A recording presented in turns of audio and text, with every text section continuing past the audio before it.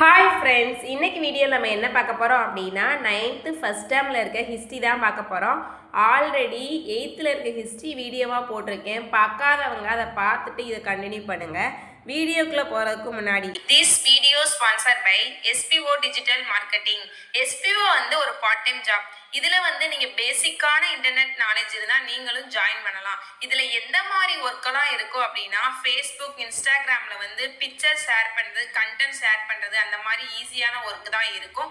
நீங்களும் இதில் ஜாயின் பண்ணணும்னா நான் ஸ்க்ரீனில் ஒரு நம்பர் தரேன், அதுக்கு வாட்ஸ்அப் பண்ணுங்கள். மேலும் இதை பற்றி ஃபுல் டீட்டெயில் நான் டிஸ்கிரிப்ஷனில் கொடுத்துருக்கேன். நீங்களும் செக் பண்ணிட்டு ஜாயின் பண்ணிக்கோங்க. வீடியோக்குள்ளே போகலாம். ஸ்கிப் பண்ணாதீங்க. பெரிய தப்பு. தினம் 300 ரூபாய் சம்பாதிக்க அரிய வாய்ப்பு. இன்ஸ்டாகிராம், ஃபேஸ்புக் பயன்படுத்த தெரிந்தால் போதும். Content post and content publishing மூலமா தினம் 300 ரூபாய் சம்பாதிக்கலாம். இந்த வேலை செய்ய 5 நிமிடம் போதும். Work training support, group communication support, all language customer live chat support. முக்கியமா சொந்தமா ஒரு பிசினஸ் ஸ்டார்ட் பண்ற அளவுக்கு உங்களால கற்றுக்கொள்ளவும் முடியும், சம்பாதிக்கவும் முடியும். இந்த வேலை வாய்ப்பு வழங்குவது 5 வருடத்திற்கு மேல ரன் ஆகிட்டு இருக்க நம்ம தமிழ்நாட்டு company school of business organisation private limited. மேலும் விவரங்களுக்கு டிஸ்கிரிப்ஷன்ல கொடுத்திருக்க நம்பருக்கு வாட்ஸ்அப் பண்ணுங்க. வாங்க இந்த லெசனில் என்னென்ன இம்பார்ட்டன்ட் பாயிண்ட்னு பார்க்கலாம். இதை மட்டும் நீங்கள் பார்த்தாவே குரூப் 4க்கு போதுமானதாக இருக்கும். ஃபஸ்ட்டு பாயிண்ட் தமிழ் பிராமி என்ற வரி வடிவத்தில் தமிழ் மொழி முதலில் எழுதப்பட்டது. அது முக்கியம். 8 தொகை 10 பாட்டு கொடுத்துருப்பாங்க, ஆல்ரெடி எல்லாருக்கும் தெரியும், அதனால் நல்லா பார்த்துக்கோங்க. அடுத்த முக்கியமான பாயிண்ட் என்ன அப்படின்னா தமிழ்நாட்டில் எத்தனை இடங்களில் தமிழ் பிராமி கல்வெட்டு கண்டுபிடிச்சிருக்காங்க அப்படின்னா 30 இடங்களில் கண்டுபிடிச்சிருக்காங்க. அதை நோட் பண்ணி வச்சுக்கோங்க. அடுத்து கல்வெட்டுலாம் எங்கே நடுங்கற்கள் கண்டுபிடிச்சிருக்காங்க அப்படின்னா தேனி மாவட்டத்தில் புலிமான் கொம்பை, தாத்தாம்பட்டி ஆகிய இடங்களிலும், புதுக்கோட்டை மாவட்டத்தில் பொற்பனைக்கோட்டை. இப்போ ரீசெண்டாக எப்படி கொஸ்டின் கேட்குறாங்க அப்படின்னா புலிமான் கொம்பை எந்த மாவட்டத்தில் இருக்குது அந்த மாதிரி கேட்குறாங்க. அதனால் இன்றைக்கி டிஸ்ட்ரிக்டை நல்லா பார்த்து வச்சுக்கோங்க. அடுத்த முக்கியமான கொஸ்டின் என்னன்னா 2006ஆம் ஆண்டு ஊரில் தமிழ் பிராமி கல்வெட்டுடன் கூடிய அரிய நடுங்கற்கள் கண்டுபிடிக்கப்பட்டது. அது எந்த வருஷம் அப்படின்னா 2006. அப்புறம் சைடில் பாருங்க, அந்த கல்வெட்டெல்லாம் அங்கே எங்கெங்கே கண்டுபிடிச்சிருக்காங்க அப்படின்னா எகிப்து நாட்டில் ஃபெர்னிக்கோ, க்ளோசர் அல்காதிம் ஆகிய இடங்களிலும், ஓமானில் கோர்குரோரி அந்த இடத்துலையும் கண்டுபிடிச்சிருக்காங்க. அந்த பாயிண்டை முக்கியமாக நோட் பண்ணி வச்சுக்கோங்க. அடுத்து முக்கியமான பாயிண்ட் மௌலியர் காலத்தில் வட இந்தியாவில் பேசப்பட்ட மொழி எதுன்னு கேட்கலாம். பிராகிருதம். அந்த பாயிண்டை நோட் பண்ணி வச்சுக்கோங்க. அடுத்து பாருங்க, புதுச்சேரிக்கு அருகே உள்ள அரிக்கைமேடு என்ற இடத்தில் இந்திய தொல்லியல் ஆய்வுத்துறையினர் ஆய்வு செய்தாங்க. யார் ஆய்வு செய்தா அப்படின்னா மார்டின் வீலர், பிரான்ஸ் நாட்டை சேர்ந்த கசால், நம் நாட்டை சேர்ந்த கிருஷ்ணதேவ் ஆகியோர் ஆய்வு பண்ணியிருக்காங்க. முக்கியமாக இந்த சட்டம் நிறையா எக்ஸாமில் கேட்டிருக்காங்க, அதை பார்த்துக்கோங்க. இப்போ இந்திய கருவூல புதையல் சட்டம்னா 1878, பழங்கால பொருட்கள் சட்டம்னா 1972, எஞ்சிய பொருட்கள் சட்டம்னா 1958. அதை நோட் பண்ணி வச்சுக்கோங்க. அடுத்து அந்த படத்துக்கு கீழே பாருங்கள், செதுக்கு வேலைப்பாடுகள் கொண்ட அணிகலன் பட்டணம் எங்கே இருக்குது அப்படின்னா கேரளாவில் இருக்குது. அதை பார்த்து வச்சுக்கோங்க.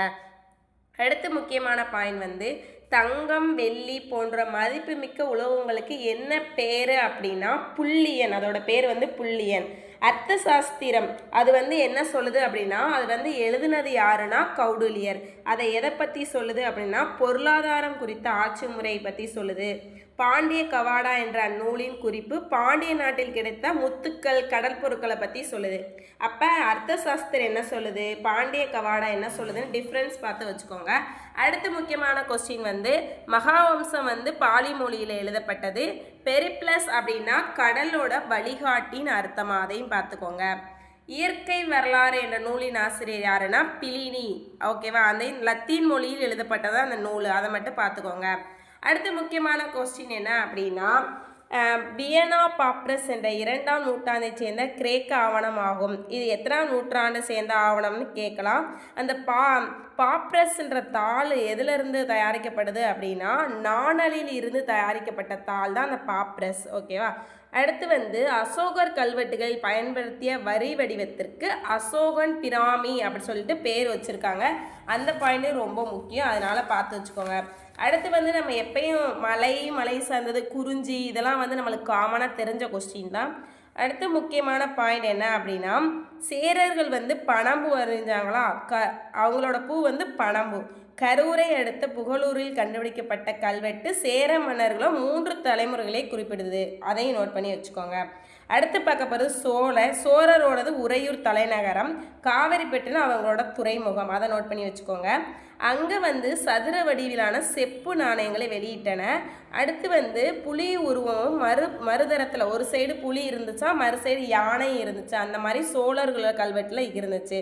அடுத்து பாண்டியர்களில் என்ன முக்கியமான பாயிண்ட் அப்படின்னா, மாங்குளத்தில் கண்டறியப்பட்ட தமிழ் பிராமி கல்வெட்டு பாண்டிய நெடுஞ்செழியனை குறிப்பிடுது. அப்போ அந்த தமிழ் பிராமி கல்வெட்டு யாரை குறிப்பிடுதுன்னு கேட்கலாம், பாண்டிய நெடுஞ்செழியனை பற்றி குறிப்பிடுதுன்னு நோட் பண்ணி வச்சுக்கோங்க. அடுத்து முக்கியமான கொஸ்டின் என்ன அப்படின்னா, வனப்பகுதியில் இடம் விட்டு இடம் செல்றதுக்கு பேர் என்ன அப்படின்னா புனம். இந்த பாயிண்ட் குரூப் 2ல் கேட்டிருக்காங்க, அதனால் நல்லா பார்த்துக்கோங்க. புனம் அதோட பேர். அடுத்து பின்னாடி பாருங்கள், கொடுமணலிலும் குட்டூரிலும் இரும்பு உழைக்கும் அந்த உலைகள் கண்டறியப்பட்டுள்ளது. அரிக்கமேட்டிலும் கடலூரில் குடிக்காடு என்ற ஊரில் கண்ணாடி மணிகள் செய்யும் தொழில்கள் இருந்ததற்கான சான்றிதழ் கிடச்சிருக்கு. அடுத்து பெரிப்ளஸ் என்ற நூலில் தமிழகத்தின் துணிகள் நெய்யப்பட்ட தகவல் உள்ளது. எந்த நூலில் இருக்குன்னு கேட்கலாம், பெரிப்ளஸ். ஓகேவா.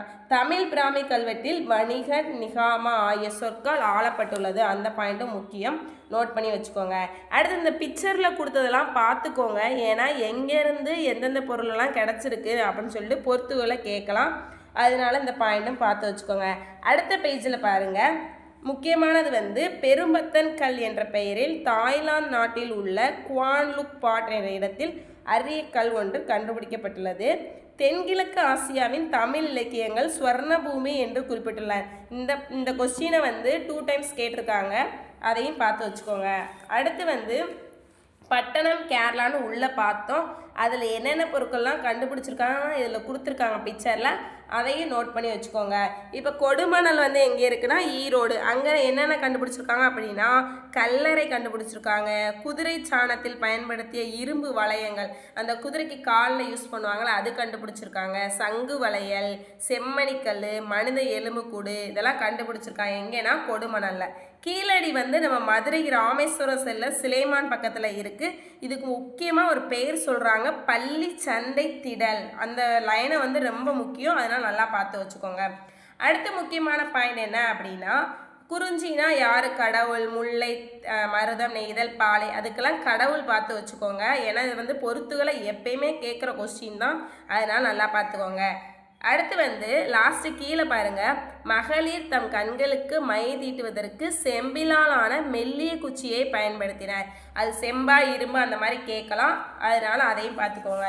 இது கொஞ்சம் பெரிய லெசன் தான் ஃப்ரெண்ட்ஸ், நீங்களும் மெதுவாக ஒன்றா பார்த்து நோட் பண்ணி வச்சுக்கோங்க.